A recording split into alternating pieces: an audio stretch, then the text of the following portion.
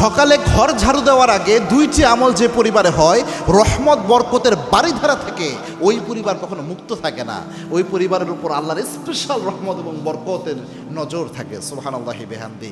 চমৎকার দুইটা আমল, যেটা আমাদের ম্যাক্সিমাম ফ্যামিলিতে বর্তমান উঠে যাচ্ছে, যার কারণে আমরা রহমত শূন্য, বরকত শূন্য, লাখ লাখ টাকা ইনকাম করে ঘরে কোনো বরকত খুঁজে পায় না।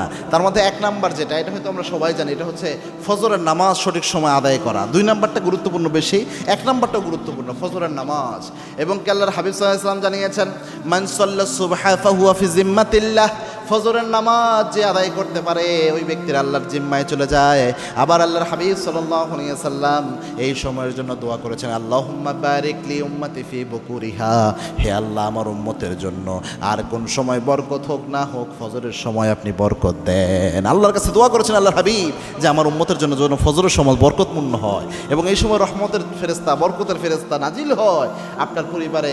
যদি আপনি ওই সময় ফজরের নামাজটা ঠিকভাবে পড়তে পারেন, তাহলে দেখবেন অবশ্যই বরকত আপনার ফ্যামিলিতে আসবে। দুই নাম্বার যে আমলটা জরুরি, এই আমলটা আমরা অনেকেই করি না, সেটা হচ্ছে দরুদ শরীফ। তো স্বাভাবিকভাবে পড়েনি আপনারা, এই দরুদ শরীফ পড়ে রিজিক বৃদ্ধির যে আমলগুলো রয়েছে এই আমলগুলো করবেন। বিশেষ করে আপনি দরুদ শরীফ আর ইস্তেগফার, ফজরের নামাজের পরে এই দুটো অবশ্যই আমল করবেন, দরুদ শরীফ এবং ইস্তেগফার। ফজরের পরে ঘর ঝাড়ু দেওয়ার সময় বোনরা হয়তো ঘর ঝাড়ু দিচ্ছে, ওই সময় কিন্তু নিরিবিলি একটা অবস্থা থাকে, ওই সময় আপনি ঘর ঝাড়ু দিচ্ছেন আর পড়তে থাকেন আস্তাগফিরুল্লাহ আস্তাগফিরুল্লাহ আস্তাগফিরুল্লাহ, এভাবে পড়তে থাকেন।